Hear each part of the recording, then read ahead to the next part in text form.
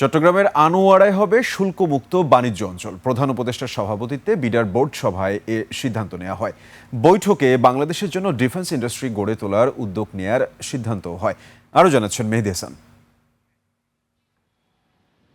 বিদেশ থেকে শুল্কমুক্ত পণ্য আমদানি করে তা রপ্তানি করতে চাইলে বাংলাদেশে এজন্য নেই কোনো বিশেষ সুবিধা, ফলে এ ধরনের ব্যবসার প্রসার হচ্ছে না।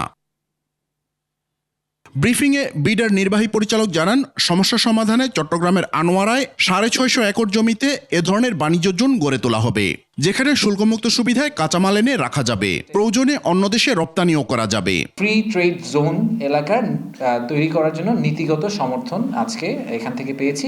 এটা আমরা ফাইনালি ক্যাবিনেটে নিয়ে যাব, বাট ক্যাবিনেটেও সিমিলার লোকজন বসেন, সো আমরা আশা করছি এটা ক্যাবিনেটে অ্যাপ্রুভড হবে।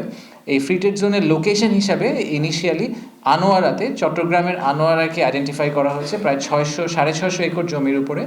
বাংলাদেশের প্রতিরক্ষা সক্ষমতা বাড়ানোর পাশাপাশি রপ্তানি সম্ভাবনা মাথায় রেখে গড়ে তোলা হবে ডিফেন্স ইন্ডাস্ট্রি। এক্সপেকটেশন হচ্ছে যে আমরা অন্যান্য দেশের সাথে টেকনোলজি ট্রান্সফার করব, জয়েন্ট ভেঞ্চারে যাব, তাদের সাপ্লায়ার হব, এবং ইভেনচুয়ালি ফেজ 2-তে আমরা প্রাইভেট সেক্টরকেও ডিফেন্স ইন্ডাস্ট্রিয়াল প্রোডাকশনে ঢুকানোর ব্যবস্থা করব।